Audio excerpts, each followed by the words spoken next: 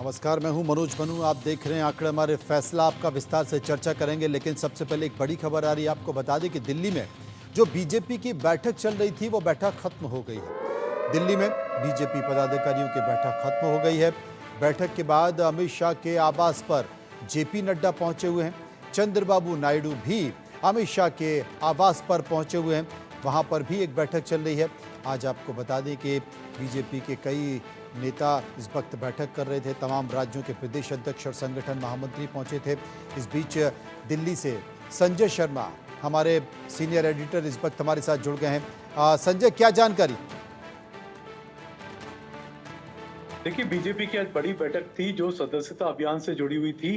1 सितंबर से बीजेपी देश भर में सदस्यता अभियान शुरू कर रही है और ये प्रोसेस 1 सितंबर से शुरू होगा। प्रधानमंत्री नरेंद्र मोदी इसका शुभारंभ करेंगे। मिस कॉल एक नंबर जनरेट करेगी बीजेपी, जिस नंबर को लोग मिस कॉल देकर के बीजेपी की मेंबरशिप पा सकते हैं। इसका शुभारंभ प्रधानमंत्री नरेंद्र मोदी करेंगे और बीजेपी पहला सदस्य अपना प्रधानमंत्री नरेंद्र मोदी को बनाने जा रही है। ये सदस्यता अभियान लगातार चलता रहेगा और 30 नवंबर तक ये सदस्यता अभियान चलेगा। उसके बाद संगठन के चुनाव शुरू होंगे।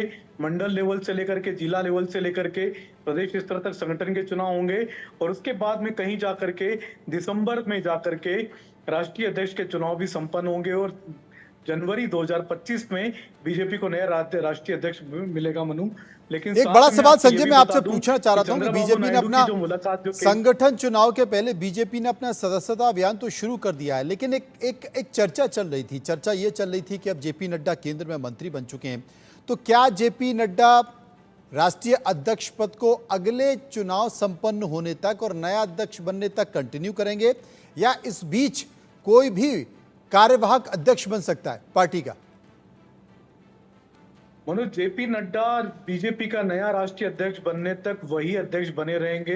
अध्यक्ष पद से नहीं हटेंगे। अध्यक्ष पद वो संभालते रहेंगे, क्योंकि जब तक नया अध्यक्ष नहीं चुना जाता तब तक जेपी नड्डा को जिम्मेदारी का निर्वाह करना पड़ेगा। तो जेपी नड्डा को बीजेपी बीच में नहीं हटाने जा रही है, लेकिन सदस्यता अभियान शुरू हो जाएगा, संगठन के चुनाव शुरू हो जाएंगे और बीजेपी को जनवरी 2025 में नया राष्ट्रीय अध्यक्ष मिल जाएगा।